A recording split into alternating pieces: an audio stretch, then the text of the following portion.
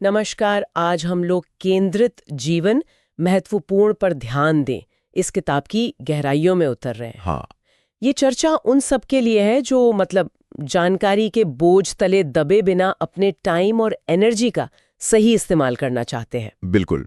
हमारा मकसद है इस किताब के जो सबसे जरूरी, सबसे असरदार विचार है उनको समझना और सामने लाना। सही कहा। और इस किताब का जो मूल मंत्र है वो बहुत साफ है। सिर्फ दौड़ते भागते रहना या बिजी दिखना वो नहीं, बल्कि उन कामों पर ध्यान लगाना जो सच में मायने रखते हैं, जिनसे असल नतीजे निकलते हैं। अच्छा। ये एक तरह से क्या कहते हैं, इरादेतन जीने, इंटेंशनल लिविंग की बात है।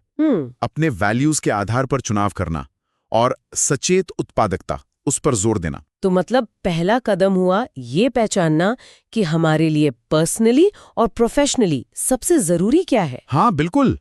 किताब यही कहती है कि अपने मूल्यों को समझना वो बहुत अहम है, और फिर वो जो ध्यान भटकाने वाली चीजें हैं उनको पहचानना और हटाना। हाँ। जैसे शायद सोशल मीडिया पर घंटों लगे रहना या ऐसी मीटिंग्स में जाना जिनका कोई मतलब नहीं। सही। मुझे ये बात बड़ी इंटरेस्टिंग लगी कि बिना किसी गिल्ट के, बिना अपराध बोध के नहीं कहना सीखना। सही। सुनने में तो आसान लगता है, पर असल में हाँ, ये नहीं कहना सीखना ये बहुत जरूरी है। और किताब समझाती है कि जब हम अपने वैल्यूज को, अपने मूल्यों को समझ जाते हैं ना, हाँ। तो नहीं कहना आसान हो जाता है। अच्छा। क्योंकि हमें पता होता है कि हम किस बड़ी हाँ के लिए जगह बना रहे हैं। अच्छा। और दिलचस्प बात यह है कि जब हमारे काम हमारे मूल्यों से मेल खाते हैं तो वो सिर्फ हमें अच्छा महसूस नहीं कराता, बल्कि रिसर्च भी है इस पर। इससे स्ट्रेस और बर्नआउट, मतलब काम से बिल्कुल थक जाना, वो कम होता है। ओके। तो ये सिर्फ ज्यादा काम निपटाने के बारे में नहीं है, ये है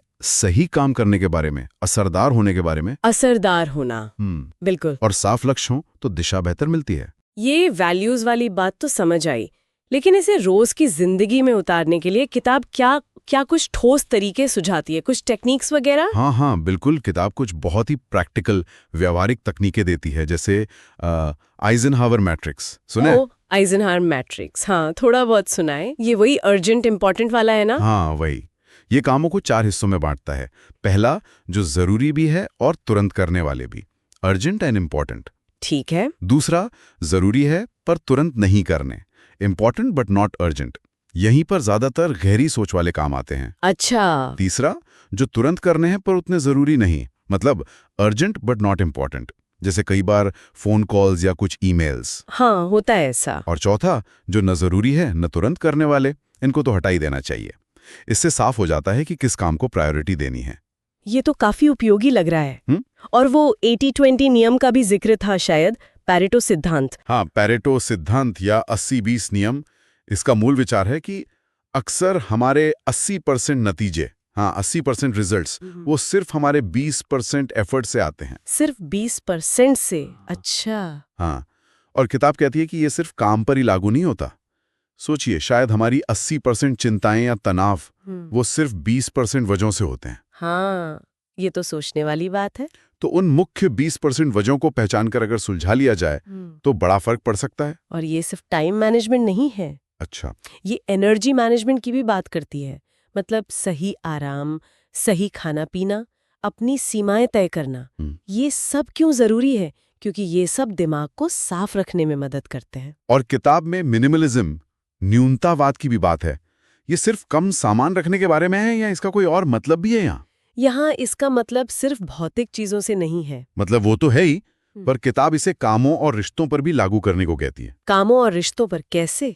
मतलब गैर जरूरी कामों को हटाना, बेकार की मीटिंग्स को मना करना, या ऐसे रिश्तों को कम करना जो सिर्फ बोझ बन गए हैं, और सिर्फ उन पर ध्यान देना जो सच में मायने रखते हैं, जो खुशी देते हैं या जिनसे कुछ सीखने को मिलता है।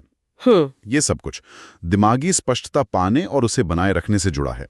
जब दिमाग शांत और फोकस्ड होता है तो हम बेहतर फैसले ले पाते हैं। तो अगर हम इसे समेटें तो ये किताब हमें सिखाती है कि कैसे इरादतन जिएं, मतलब अपनी ऊर्जा उन चीजों में लगाएं जो वाकई खुशी, मकसद और सफलता लाती हैं। बिल्कुल। ये रोजमर्रा की भागदौड़ और शोर से बाहर निकलकर उन चीजों पर फोकस करने में मदद करती है जो असल में महत्वपूर्ण है। एकदम सही। इसकी खूबी इसकी सरल और सीधी सलाह है। खासकर उन लोगों के लिए जो आज की तेज रफ्तार जिंदगी में खुद को दबा हुआ या ओवरवेल्म्ड महसूस करते हैं। हाँ, हालांकि ये भी कहना सही होगा कि जो लोग पहले से ही प्रोडक्टिविटी टेक्निक्स जानते हैं, उन्हें शायद कुछ बातें थोड़ी दोहराई हुई सी लगे। अच्छा, ये भी पॉइंट है। और किताब गहरे वैज्ञानिक शोधों के बजाय व्यावहारिक सलाह और अनुभवों पर ज्यादा टिकी हुई है। और ये उन लोगों के लिए खास तौर पर फायदेमंद बताई गई है जो डिसीजन फटीग, मतलब लगातार फैसले लेते लेते थक जाना, वो महसूस कर रहे हैं या फिर बर्नआउट के करीब हैं। हाँ, बिल्कुल। इसे पाठकों से 5 में से 4.5 स्टार की अच्छी रेटिंग भी मिली है, जो दिखाता है कि लोगों को ये उपयोगी लगी है। सही।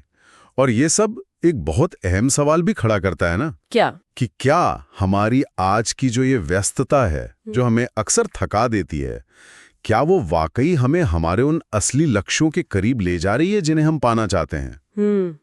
गहरा सवाल है। ये किताब इसी पर सोचने को मजबूर करती है कि हम अपना सबसे कीमती रिसोर्स, हमारा समय, असल में कहाँ लगा रहे हैं। इस पर सोचना, विचार करना शायद हम सबके लिए काफी फायदेमंद हो सकता है।